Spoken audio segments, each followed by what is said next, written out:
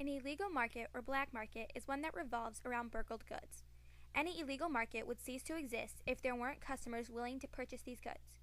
Over the last 20 years, the antiquities market has exploded, which in turn has magnified the rating of artifacts. The black market for antiquities hinders further progress in archaeology by removing the details associated with the antiques. By looting or stealing any artifact, the thief erases the artifact's contextual evidence. Poor countries seem to have more artifacts to protect, but less means to protect them.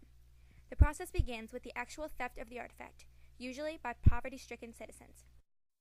The thieves then go on to sell the plundered goods for little money to illegitimate art dealers, otherwise known as the middleman. Oftentimes, transporting these goods poses dangers to the people involved as well as the surrounding communities.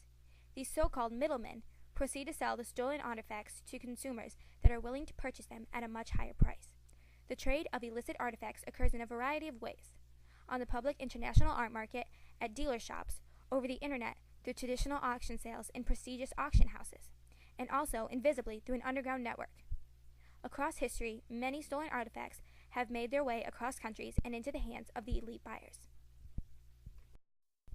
One interesting case involving the stolen artifacts is the theft of the mythological hero Heracles. The 1800-year-old sculpture, known as the Wary Heracles of Lysippus, was cut in half at the torso. The upper portion belongs to the Museum of Fine Arts in Boston.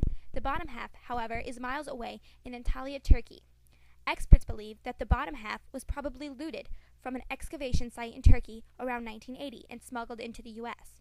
Negotiations with Turkey began in the early 1990s regarding a way to allow the two halves to be reunited, and in 2011 they came to an agreement to allow both halves to reside in Turkey.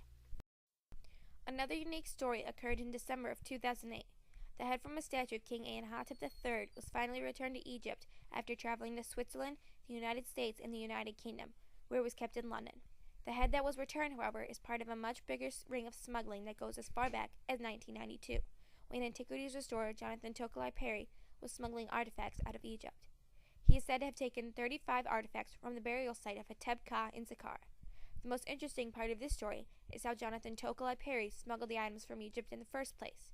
The Egyptian Documentation Center had been producing replicas of such important artifacts, and in order to get them out of the country, Jonathan Tokolai Perry covered the artifacts in plaster and painted over the top to make the artifacts appear to be nothing more than replicas of the original pieces.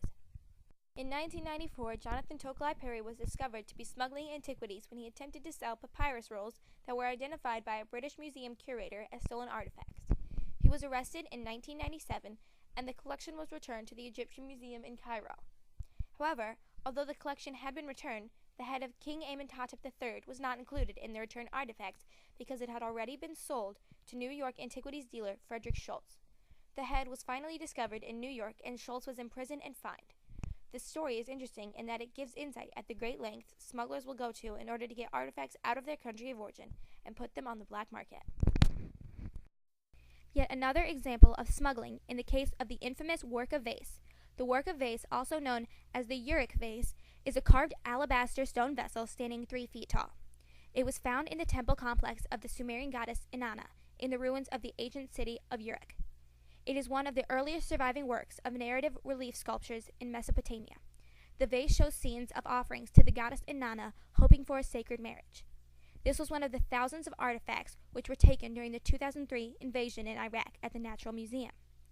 The vase was later returned by 3 men in their 20s to avoid legal ramifications. The vase was returned to the museum in many pieces, but the museum confirmed that it would soon be restored to its original condition.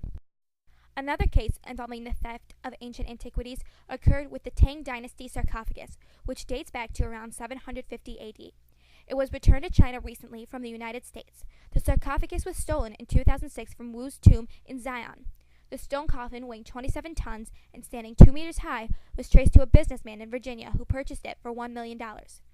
Reliefs of flowers and maidens cover the outside of the sarcophagus, making it a rare cultural relic with much historical value.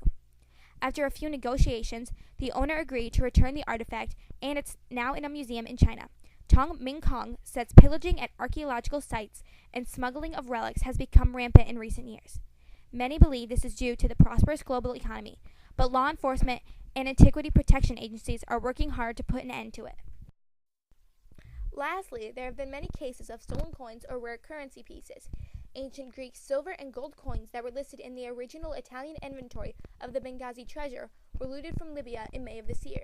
These coins, along with other priceless statues and jewelry, were held in a bank vault and stolen during Libya's recent civil war. In this case, the looters drilled through the concrete ceiling of the vault and took the most valuable of the items. Some of the coins were excavated in eastern Libya, while some of the statues and jewelry dated from later periods. Libya is working on creating a strong cultural administration to keep all of its treasures safe.